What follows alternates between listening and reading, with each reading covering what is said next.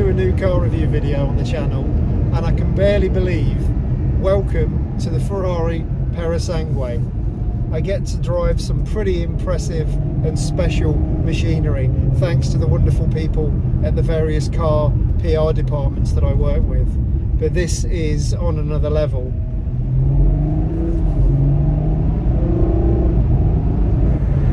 So I haven't got very long with the car, but I'll just give you my first impressions. The lovely guys at the Ferrari PR handed it over to me. They went through some of the controls, and it was pretty intimidating and quite daunting, the amount of different controls that there were for this car, whether it be the automatic gearbox, whether it be the drive modes, the haptic controls on the steering wheel, some of the placements of the buttons that aren't just for the main driving modes, opening the doors, closing the doors, because obviously we've got suicide doors on the back. There's a lot to learn and a lot to take in. But I'm pleased to report that once you're actually behind the steering wheel, it's kind of business as usual, if it can be business as usual in a Ferrari Purosangue. It's comfortable, but it feels firm, which is what you'd expect from a Ferrari. It feels special, certainly in terms of the beautiful blue paintwork that it's got, the carbon fibre accents, and the quality of the leather and the carbon fibre in here. It smells wonderful, it looks wonderful, and it's got all of those Ferrari kind of signatures in terms of the aesthetic and the sculpture of the leather that you would expect. We've got a beautiful big yellow dial in front of us as well, with a couple of red and black accents, which again is very Ferrari. We've got a bang up to date instrument binnacle in terms of we've got reversing cameras and all of those types of things that you would expect. We've got a lovely haptic control in the centre that raises up, very Bang & Olufsen style, to control the climate control, which is as our lovely rotary dial, which is very cool. We've got a passenger display as well, where they can control all the various modes and even the heating and the control of the seats. So yeah, it's kind of, technology wise, I think personally it's a little bit fiddly. I can see why other reviewers have said that there's a lot going on the steering wheel, but there are some kind of, the cool Manatino on the steering wheel is very Ferrari, and a little bit kind of anodized aluminium kind of finish to it. Some rotary dials as well, look very technical. Stop start haptic control as well, which is pretty cool. So yeah, it's all very Ferrari. It's very 21st century Ferrari, which I know a lot of people are a little bit unsure about with all the haptic controls, but it feels special, it feels different, it feels quite mechanical, and you can feel the engineering in some of the design of those controls. It's very sort of nice to see there's no big tablet in the centre. I think that will start to get old quite quickly. So even though it feels very modern, it's got a slight vibe of it being something that is going to last in terms of the aesthetic. Got a lovely panoramic roof as well, and you've got this.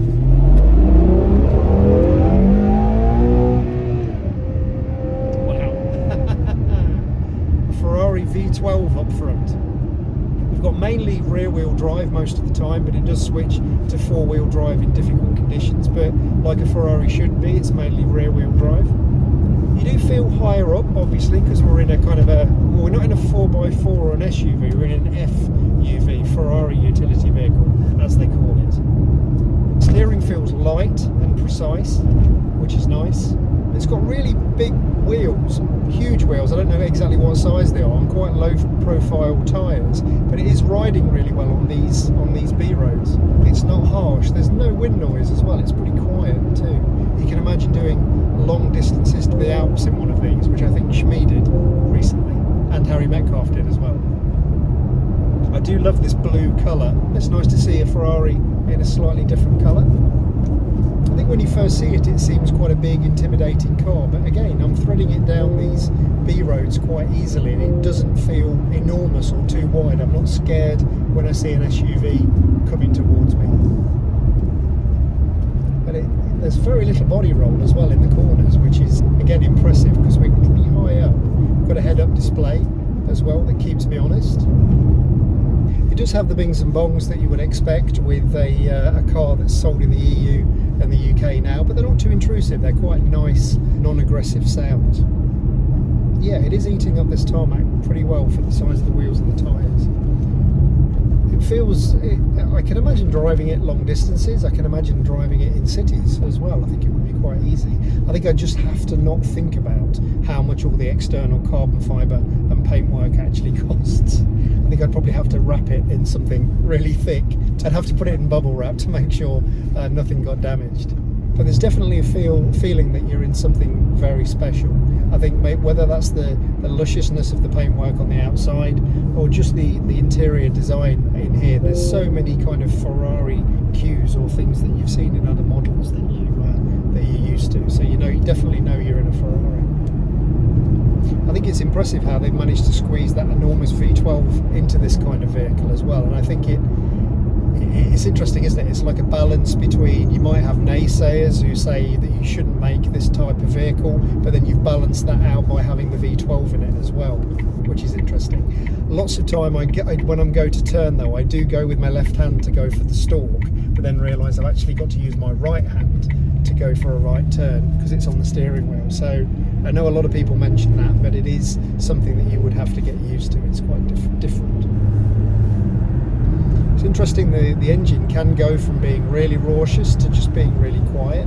So it just sort of, the revs are quite low at the moment. It's below 2,000. It seems really quiet. You can't really hear any engine noise, but then you can bring the noise quite quickly. So yeah, it's amazing how nowadays these modern cars can have this Jekyll and Hyde personality. Even with a Ferrari V12, you can have that Jekyll and Hyde personality. So, is it an everyday Ferrari? I definitely think it is. I can imagine using this every day. And that makes it sound, I suppose, mundane or not as special, but that's definitely not the case. You do feel special in it. I can imagine you could take it out on a Sunday afternoon and put it into sport mode and really have a good time with it, and then take the family wherever you want to. So, yeah, that wonderful thing about modern cars that sometimes people say makes them soulless, you can do that in this, but it's definitely got a soul because it's got a great big V12. So to sum up then, I would say it's a jack of all trades and a master of all of them as well. We even got a red light indicator on the top of the steering wheel for when we hit the revs as well, just like a racing car or any of the other of the range of the Ferraris. So yeah, why do I need to say to sum up I really like it? Because why would you not like it? It's a beautiful thing. It's a lot of money though. I think it's about £500,000 or thereabouts. We start adding all the options, but it's probably the most expensive car I've ever driven. But to be honest, if you could, why wouldn't you? I don't think it looks ostentatious. I actually think it looks pretty elegant compared with some of the other sort of 4x4s you can buy, like a Cullinan or a Lamborghini. I think there's a certain amount of heritage and style, Italian style to this that I could really get on board with. I'm impressed with the room in the back. There's plenty of room to sit in the back there. There's lots of leg room. It is a strict 4-seater, but you certainly don't feel hemmed in there. I'm 5'9", and there was plenty of headroom, and I think even if you're a little bit larger, you would be okay. The boot's pretty big as well. I don't know whether you can fit ski racks and roof boxes, but it would look pretty cool with those on the way to Verbier. So yeah, I'm sold. Sign me up. Where do I get one? So that's about it for this video. It's a little bit short, but we didn't have a huge amount of time, but hopefully we've brought you a little bit of what it feels like to drive a Ferrari Purosangue, which I think is a pretty amazing experience. And thanks to Ferrari UK for the opportunity to drive this. So thanks for watching. Please like and subscribe if you get the chance, and hit the notification bell to let you know when I produce new videos. Plenty more videos to come, and hopefully some more videos that are as special as driving a Ferrari Purosangue. So thanks for watching, and bye for now. 29 and I find myself wondering what did happen to the last 10. V12 Ferrari through a tunnel, you've just got to, haven't you?